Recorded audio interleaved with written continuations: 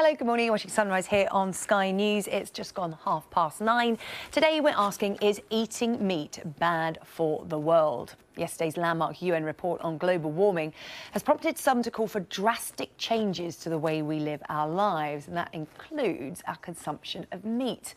Global livestock produces more greenhouse gas emissions than all the cars, planes, trains and ships combined. So are you willing to go meat-free for the environment? To mull this over, we have Finnebrogue Sausage Manufacturers Communication Director Jago Pearson. He's up in Killyleagh Castle for us, and here in the studio, International Director of Pro Veg, Jasmine Deboo, to talk about this. Good morning to you both. Now, I'll come to you first, if I may, Jasmine.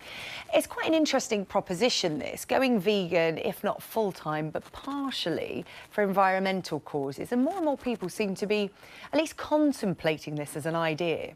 Absolutely, and it is for most people the main way to go towards a plant-based diet, because a lot of people still like to eat meat-based products and dairy, but nowadays we have so much choice in vegan products. It's much easier to go vegan, and what we're trying to do is make the environment much easier for people to go vegan, like working with companies, working with governments, changing the environment to make it really easy, affordable, attractive, and I think there's not much that people can do these days to try it at least. Yeah, you do notice so many more vegan products on supermarket and shop shelves now. It really is a growing industry. But in turn, what does that do for the meat industry, Jago, in terms of people are becoming more environmentally conscious? Are you taking a hit?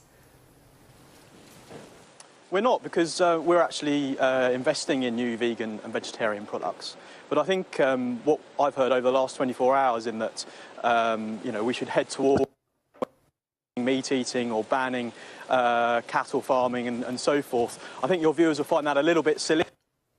When this castle behind me was built 900 years ago, there were 30 million buffalo roaming North America. We didn't have a problem with greenhouse emissions then.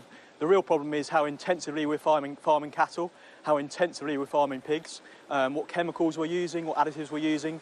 And at Finnebrogue, we're doing an awful lot to invest in safer food and more sustainable food. That's interesting, Jasmine, that Jago's point that it's not about the fact that, it's livestock creating all these gases, it's the intense farming, it's the way the industry is run. Is that not a more practical way to address this? Because let's face it, not many people are going to take up the vegan option. Well, it is true that the intensive farming systems are far worse. That's certainly true. But if we look at how cattle are raised, it's mainly the rumination, it's the methane, all of these greenhouse gases that are causing the problems. And it's also the land clearing to grow feed for livestock. And I think that is often not considered. When we cut down the forest, that really contributes to global warming. And all of that needs to kind of stop, because otherwise we won't have a planet anymore. And what we've heard now is that we need to keep it below 1.5 degrees temperature rise. And in order to do that, we must absolutely cut down on meat and dairy consumption. And ideally, the vegan scenario is the best scenario to really achieve that limit. Yeah, it's interesting, Jago, just coming back to your point then about intensive farming. There's only intensive farming because there is such a huge demand. There's a growing global population. That's why intensive farming is now a practice. So surely the reduction of meat consumption will help that rather than regulation.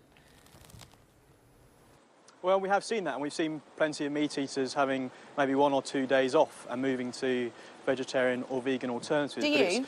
It's by no means the best option. I don't, but it's by no means the best option, because if you look at maize and you look at soya, they have huge environmental impacts as well.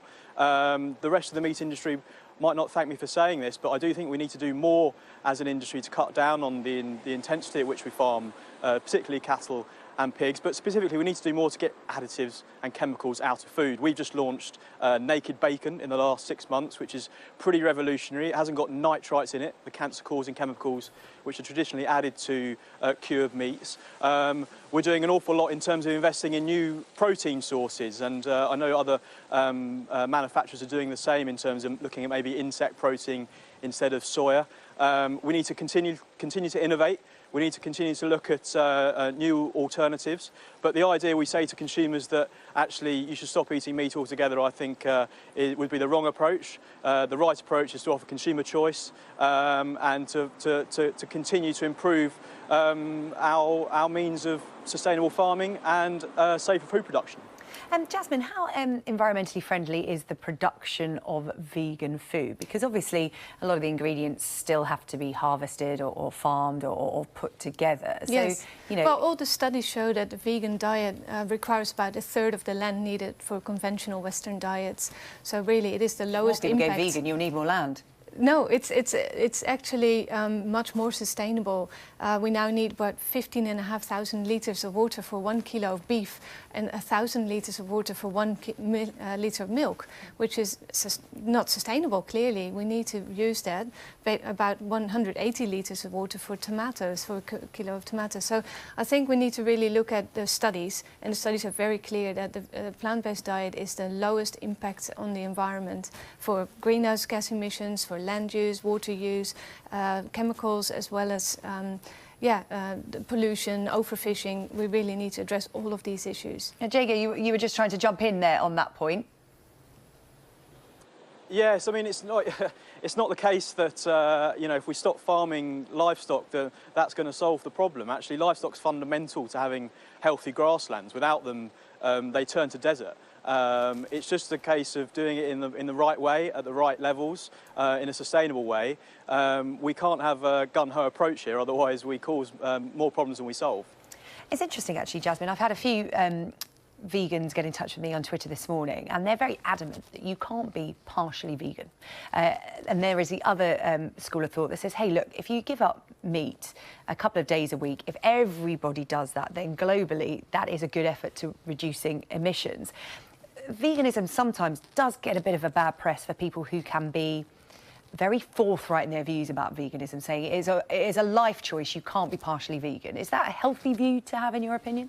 Well, there are a range of views, and I think we need to consider the animals, the environment, and our own beliefs. And I think it's fair enough if people have strong beliefs that they live according to those beliefs. And I think more and more people feel that they can't actually reconcile their behaviour with the feelings that they have for animals and the environment. So more and more people are moving in that direction. But there's also something to say for people doing it gradually, because it is a difficult time sometimes for people when they are new to it. And we shouldn't be too harsh, you know, we should be pragmatic in our approach.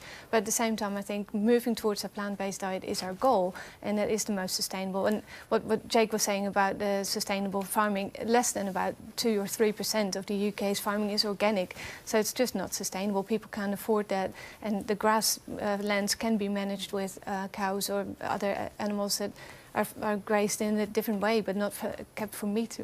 OK, well, Jasmine DeBoot, really interesting to talk to you, and Jago Pearson as well. Thank you very much. Is going vegan full-time or partially the answer to some of our environmental problems? Keep your views coming in, news@sky.com.